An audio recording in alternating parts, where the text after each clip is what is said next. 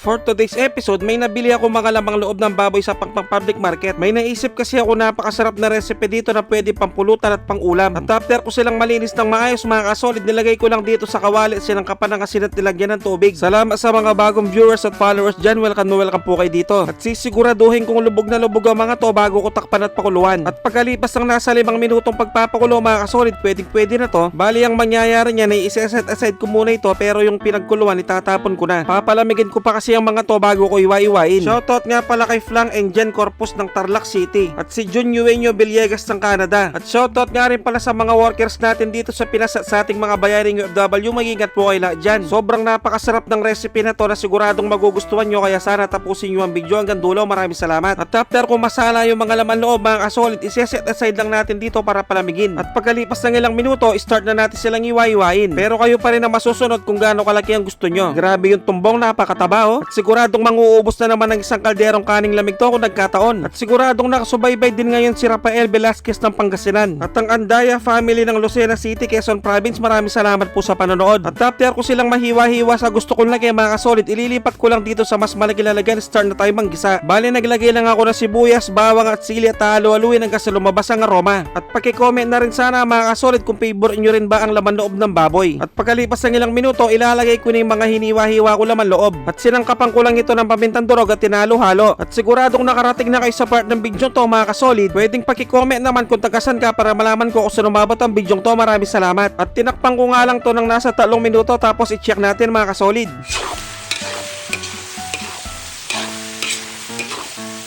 Grabe, napakabango, pero mas lalo pa nating pasasarapin to dahil sasakapan na natin ito ng toyo. At hahalu-haluin ko lang to hanggang sa manuot ang lasa. At the same time, maintain nating pumutok-putok.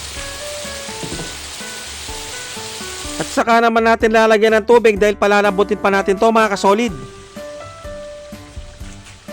At pagkalipas ng 20 minutes na pagpapakulo, sobrang napakalambot na nito mga kasolid. Sasangkapan ko naman ito ng konting betchin, pero kung ayaw nyo maglagay, okay lang naman. At sunod ko na itong lagyan ng suka, pero hindi ko muna ito haluin at hayaan ko muna itong kumulo-kulo hanggang sa tuluyan na itong matuyo at pumutok-putok.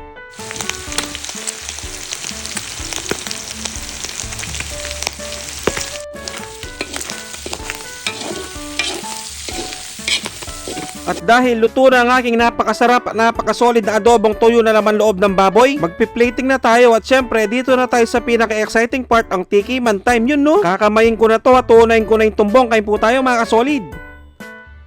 Sus Mariosep, kanyama na po. Grabe ang mga kasolid, nanunuot sa lasa, napakasarap. At sa sobrang napakalasa niya, bagay na bagay siya sa kanin. At bibigyan ko na kayo ng pangmalakasang perfect bite para dito makantampo.